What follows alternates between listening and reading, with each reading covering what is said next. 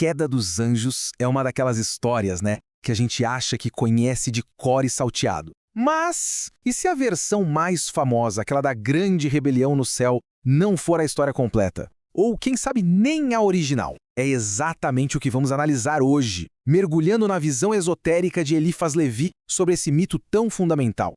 Sabe, a primeira imagem que vem na nossa cabeça é quase sempre a mesma, né? Aquele céu perfeito, uma harmonia divina, anjos em serviço, todos banhados numa luz celestial. É o retrato da ordem, da perfeição absoluta. E aí, de repente, a ruptura. Uma guerra explode nos céus. Vem a queda dramática e logo depois, a imagem daquele submundo de fogo com uma figura monstruosa no comando. É a clássica história do bem contra o mal, preto no branco, uma narrativa que, vamos combinar, moldou séculos e séculos de arte e cultura. Ok, então vamos começar a cavar mais fundo. E se essa história toda não for para ser entendida ao pé da letra? E se não for um evento histórico, mas sim uma alegoria, uma metáfora para algo muito mais profundo sobre a natureza da nossa realidade?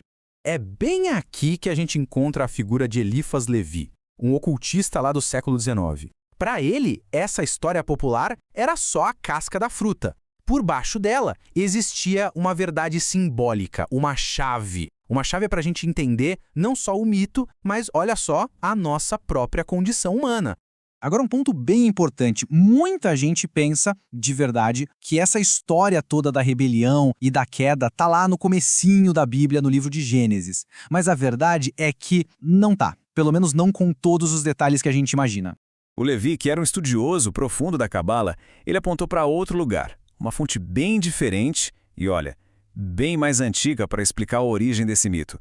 Uma fonte que, aliás, não entrou no cânone bíblico que a maioria das pessoas conhecem. E que texto é esse? É o livro de Enoque, um escrito hebraico antiguíssimo considerado apócrifo. O que isso quer dizer? Basicamente que ele não foi incluído na versão oficial da Bíblia. E a história que ele conta, nossa, é bem diferente daquela que a gente ouve por aí.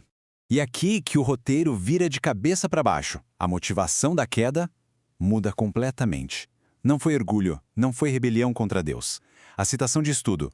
Houve anjos que se deixaram cair do céu para amar as filhas da terra. Pensa nisso. O motor da história não é a soberba, é o desejo. É a fascinação pela humanidade. E esses anjos, que o texto chama de egrégores, um nome interessante que dá uma ideia de guardiões ou até de uma consciência coletiva, eles não só se apaixonaram, eles se tornaram professores. Começaram a ensinar segredos proibidos para os humanos, magia, como observar as estrelas, o significado dos sinais, até como usar metais para fazer joias e armas. Ou seja, o pecado deles, olhando por esse lado, foi basicamente revelar conhecimento. Certo, é aqui que a gente precisa dar um passo para trás e olhar o quadro geral. Pensa em duas camadas. A primeira, a literal, é bem direta. Anjos pecaram porque desejaram mulheres humanas. Fim. Mas a leitura simbólica do Levi, nossa, ela leva a gente para outro universo. Para ele, a história não é sobre anjos e mulheres. É uma alegoria, uma metáfora universal do espírito, da consciência pura, ficando tão, mas tão fascinado pela matéria, pela sua própria criação física, que acaba preso nela. O próprio Levi descreve isso de um jeito que é pura poesia. Ele diz, a ideia identificou-se na forma e, embriagando-se na própria beleza, esqueceu seu começo e seu fim. Uau! É a consciência se olhando no espelho da criação material e se perdendo ali, esquecendo de onde veio e para onde vai. É uma imagem muito poderosa, não é?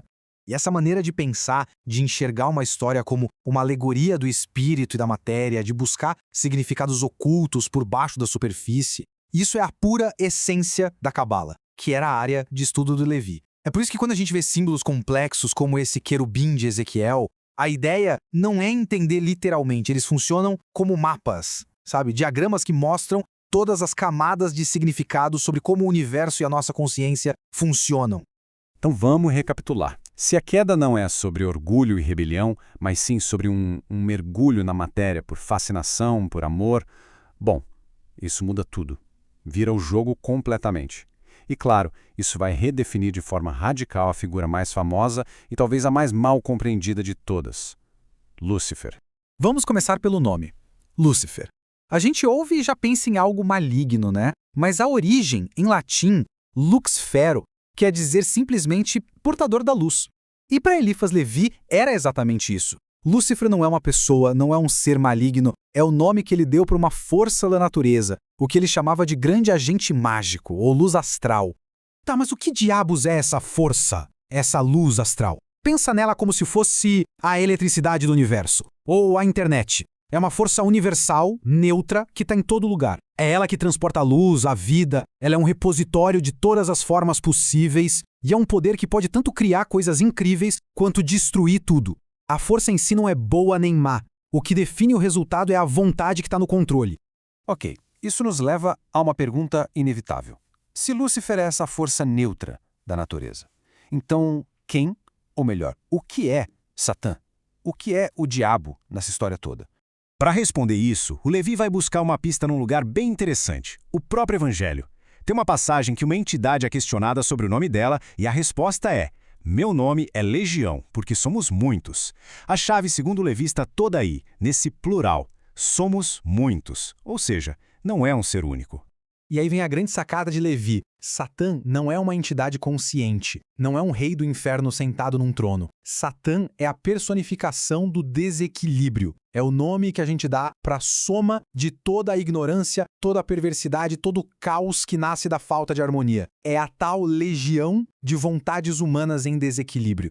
Com esse pensamento, a ideia de mal se transforma completamente. Deixa de ser um inimigo lá fora, que a gente tem que combater, e se torna algo interno. Como o próprio Levi disse poeticamente, o mal é o soluço eterno da humanidade que se contorce e chora. Em outras palavras, o mal é o próprio som do sofrimento, é o resultado direto do desequilíbrio. E isso tudo nos deixa com uma última reflexão, né? Se o mal não é uma entidade para a gente lutar contra, mas sim a ausência de equilíbrio, então a pergunta muda completamente. A busca deixa de ser por uma vitória contra um inimigo externo e passa a ser sobre como encontrar essa harmonia, esse equilíbrio, primeiro dentro da gente e depois no mundo.